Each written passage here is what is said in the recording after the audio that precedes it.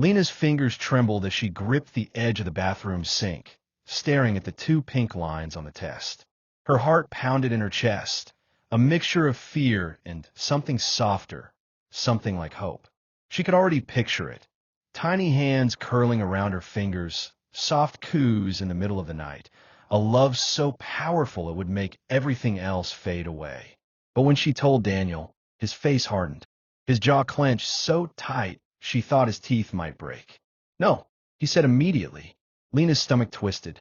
What do you mean, no? I mean, we're not having this baby. She laughed nervously, waiting for him to say something else, something that didn't make her feel like the ground was crumbling beneath her feet. But he didn't. Instead, he stood, pacing the living room, hands in his hair. We're barely making ends meet, Lena. We live in a shoebox. We can't afford child. We'll figure out, she said, voice shaking. People make it work. His eyes darkened. I'm not ruining my life over this. You need to take care of it. Lena recoiled. Take care of it. You know what I mean. Her entire body went cold. Daniel, this is our baby. His fists clenched. I don't care. I'm not ready to be a father, and you're not ready to be a mother. He left that night. When he came back the next morning, the warmth she once knew in him was gone, replaced with something cruel. For days, he refused to speak to her unless it was about the abortion.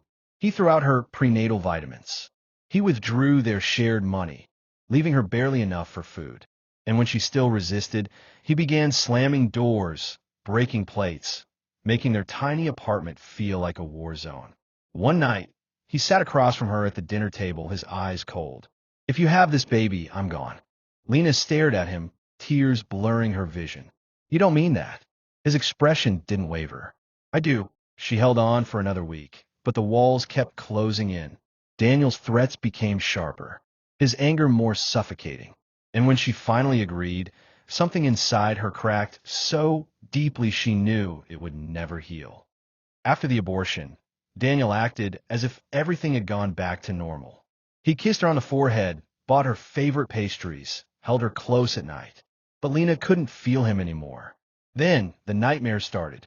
At first, he jolted awake, breath shallow, eyes darting around the room.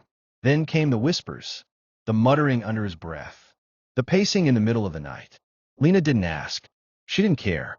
But one evening, she came home to find him sitting on the couch, staring at nothing, hands gripping his head. Daniel. He didn't answer.